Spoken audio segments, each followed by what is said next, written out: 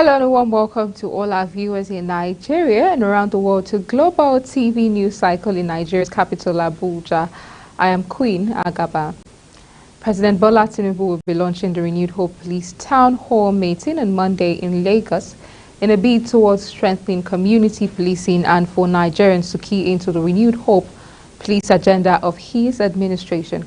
Announcing this on Thursday in Abuja, Minister of State Police Affairs Iman Suleiman Ibrahim stated that she would be engaging stakeholders on Monday in Lagos.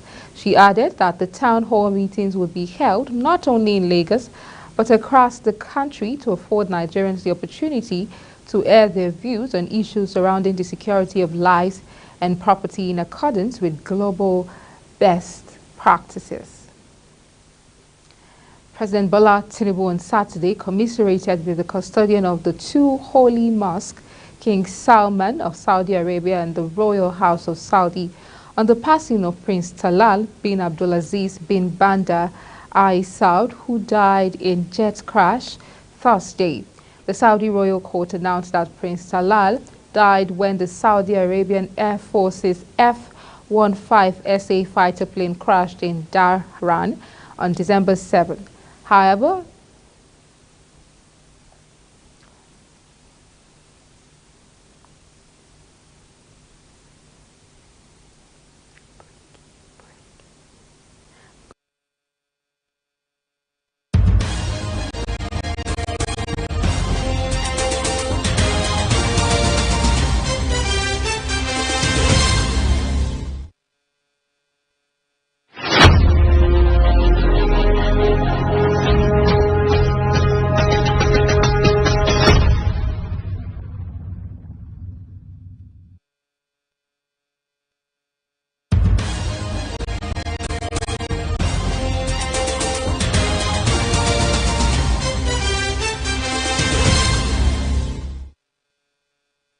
President Bola Tinubu on Saturday commiserated with the custodian of the two holy mosques, King Salman of Saudi Arabia and the Royal House of Saudi, on the passing of Prince Talal bin Abdulaziz bin Bandar, who died in a jet crash on Thursday.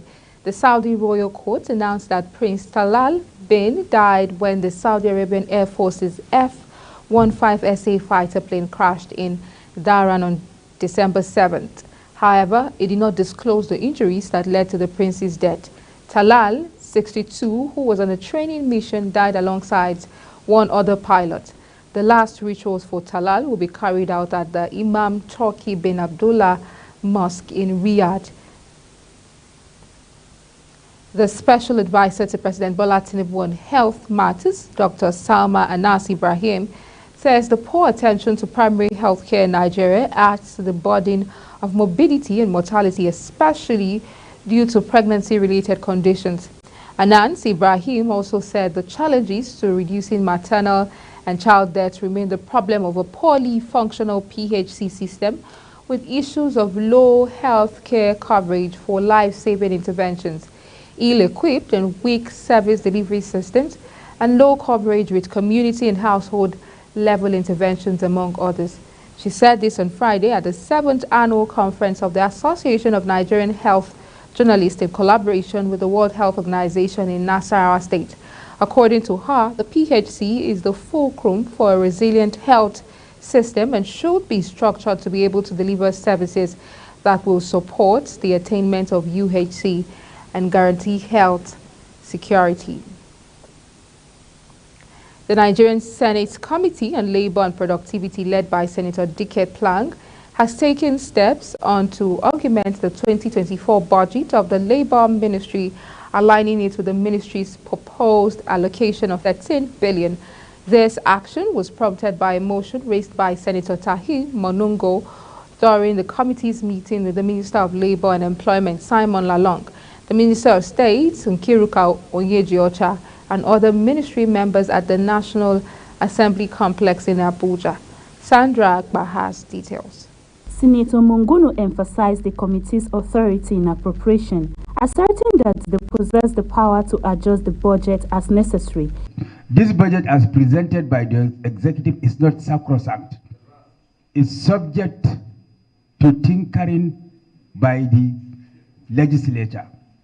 So as such, We have all the powers of appropriation. This is very clear and unequivocal in the Constitution. The power of appropriation lies with the National Assembly.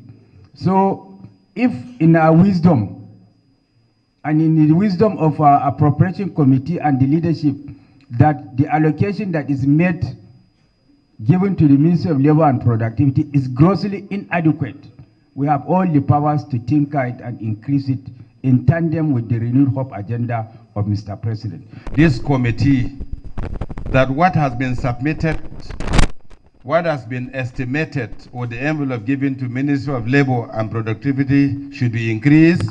Yes. Is it all your opinion? Yes. Expressing gratitude, the ministers highlighted the challenge of inadequate funding in the Labour Ministry. Minister Simon Lalong pointed out that insufficient funding for labor issues contributes to civil unrest in some African countries. There was every strike everywhere. There were reasons for some of this strike. If the ministry is well funded, there will be no strike in Nigeria.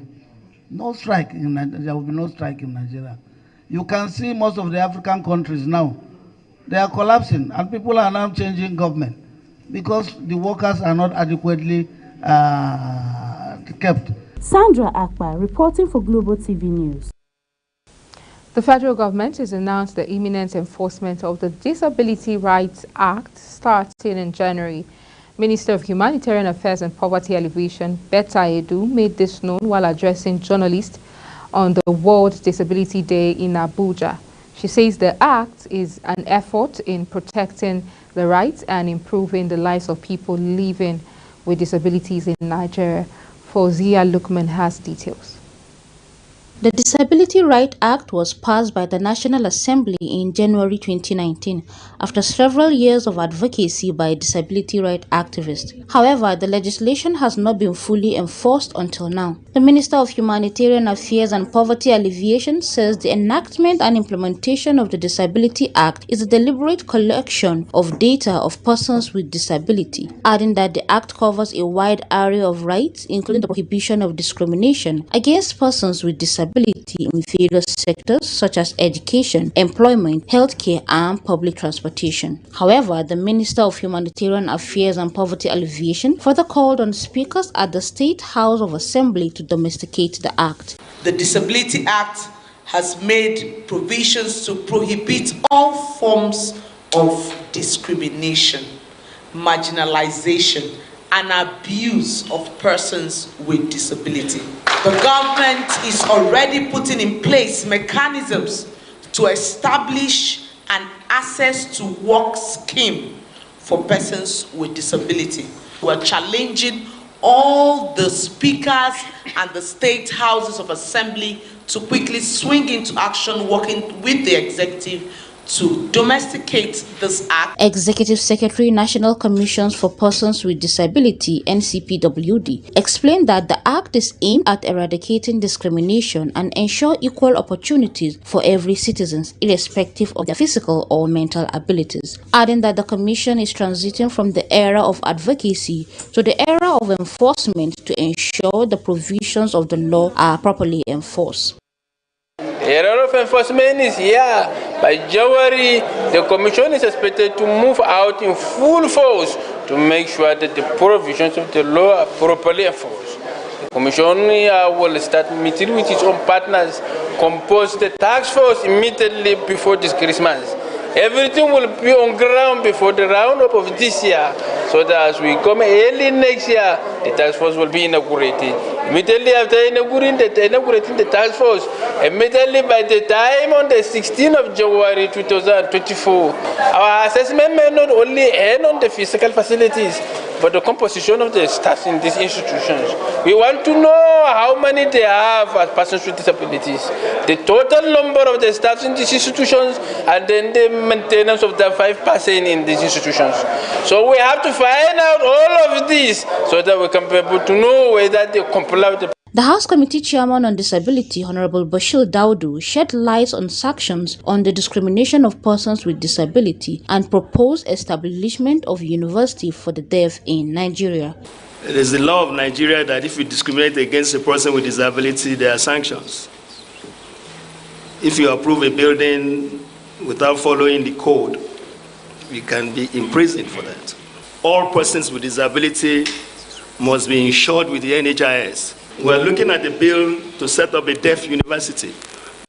It is expected that the Enforcement Act passed into law will enhance the inclusion and accessibility of persons living with disability in Nigeria. Fauziya Lukman, Global TV News.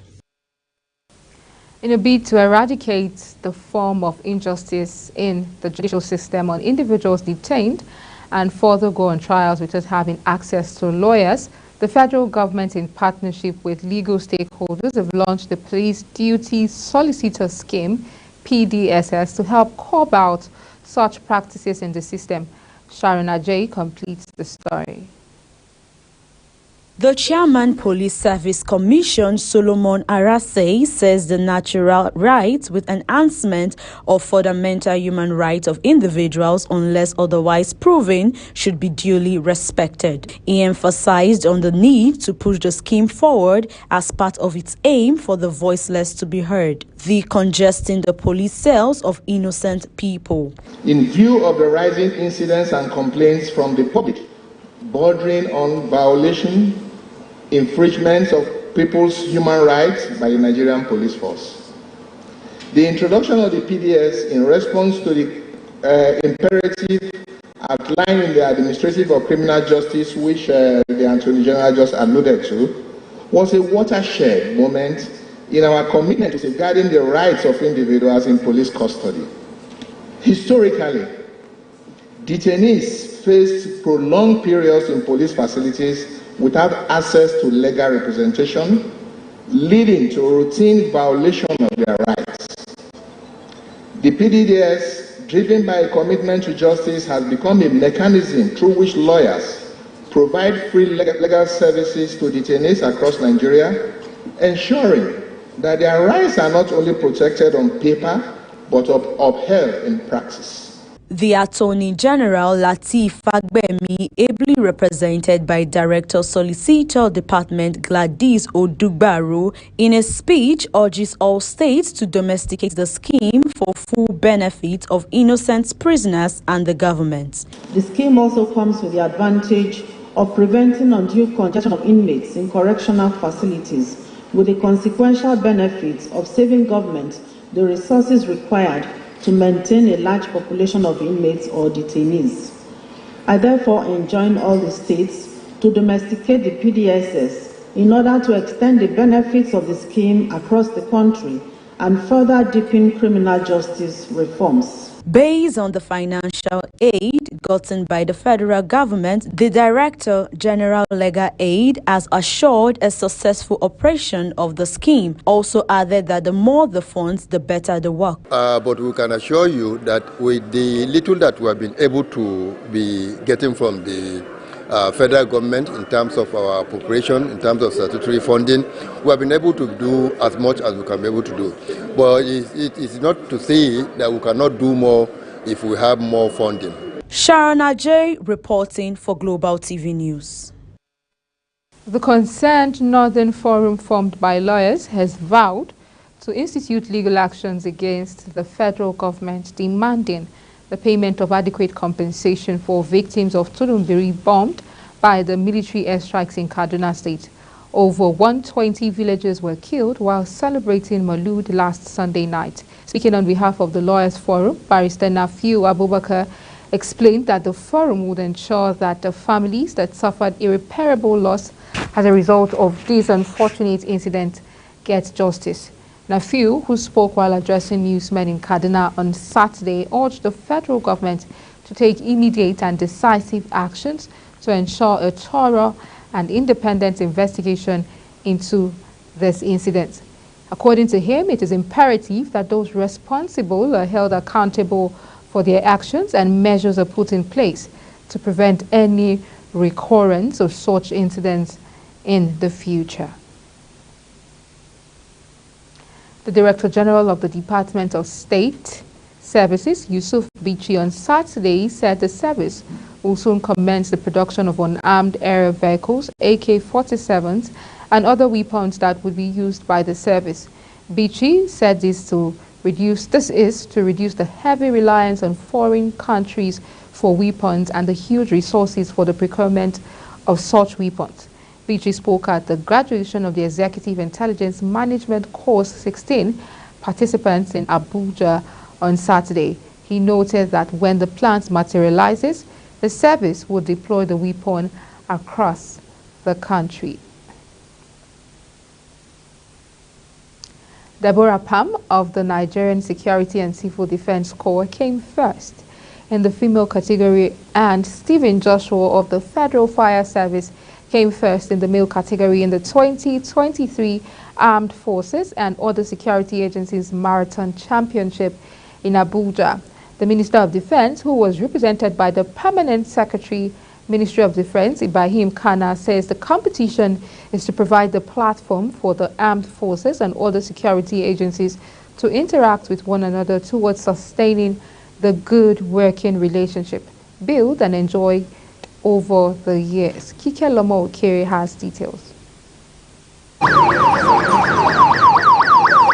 The half marathon was spiced up with series of side attractions with the heads of Nigerian armed forces and security agencies all present. It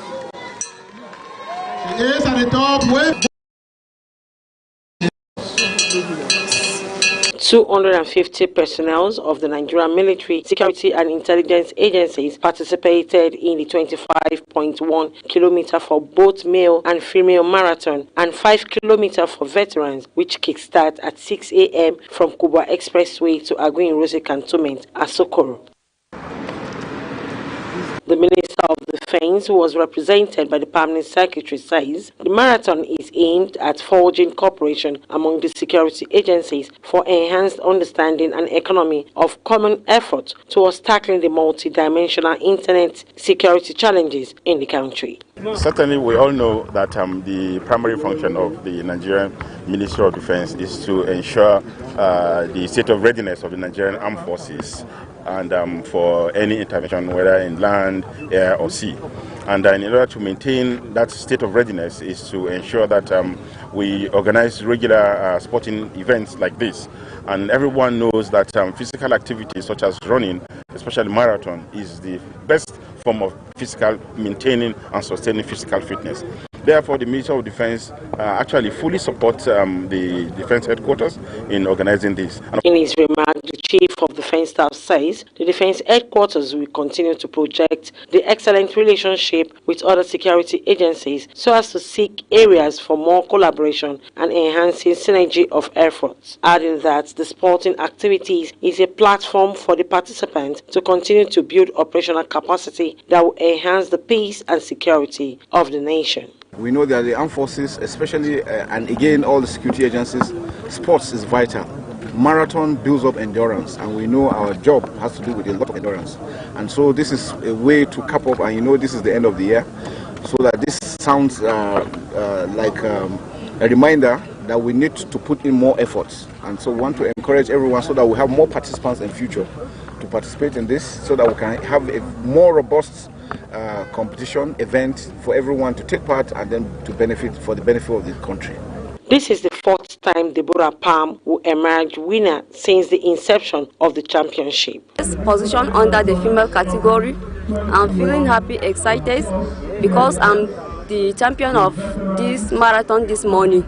Since they started the defense marathon, I'm the one that's been winning it. So I still thank God. I'm very happy that I still maintain my position. And I trade is behind it is training, and if you are disciplined with the program, if you are faithful, if you keep yourself in one place and maintain what they ask you to do, you can able to perform very well.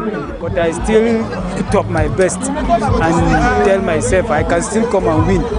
The high point of the event was the presentation of cash prize of 1 million naira and brand new cars for the winner of both male and female category. The category goes to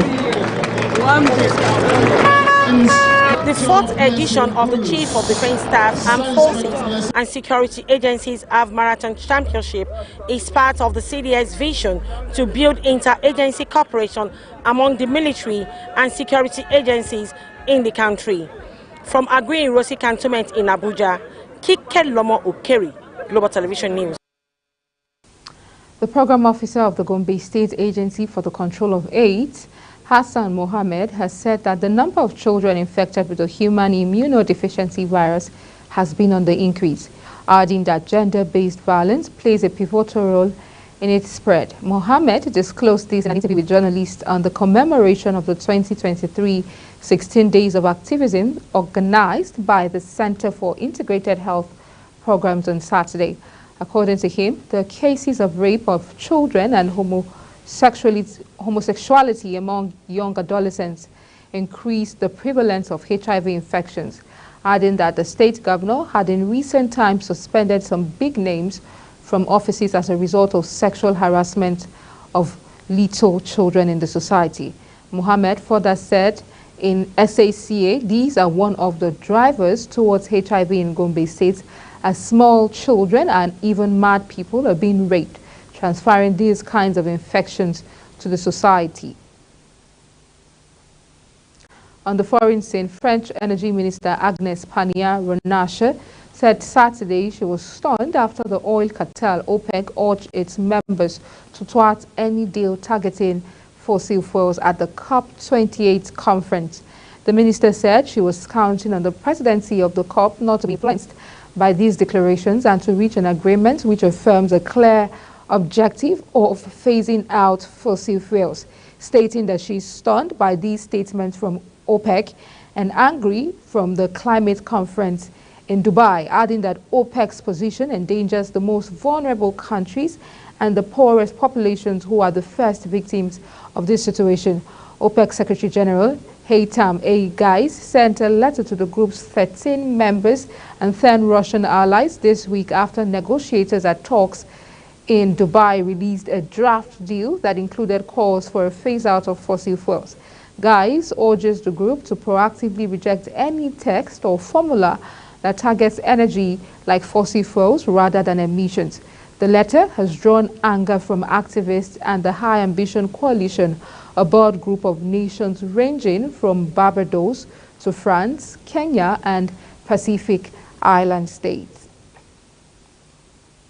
The United States has voted a United Nations Security Council resolution demanding an immediate humanitarian ceasefire in the war between Israel and Palestinian group Hamas in Gaza. The U.S. blocked the resolution Friday, backed by almost all other Security Council members and dozens of other nations demanding an immediate humanitarian ceasefire in Gaza. The Associated Press reported that 13 of the 15 Security Council members voted in favor of the draft resolution put forward by the United Arab Emirates, while the United Kingdom abstained. The vote came after UN Secretary General Antonio Guterres made a rare move on Wednesday to formally warn the 15-member council of a global threat from the two-month-long war. The US and Israel oppose a ceasefire because they believe it would only benefit Hamas.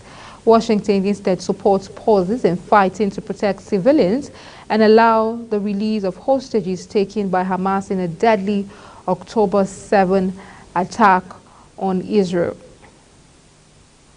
And lastly, in business, the Central Bank of Nigeria on Friday says its attention has been drawn to the circulation of counterfeit banknotes. The banking regulator noted that the counterfeit notes were common with higher denominations by some individuals for transactions in food markets and other commercial centers across major cities in the country. In a statement signed by the Acting Director of Corporate Communications, CBN, CD Hakama, on Friday, this development came as bank depositors continued to complain of cash shortage, both from automated teller machines and over the counter in banks. And that's it on Global TV News Cycle. Don't forget we're on StarTimes channel 276. Kindly follow us across all our social media platforms using @Global TV NG and other handles now showing on your screen. I'm Queen Agaba. Thank you for watching and see you again.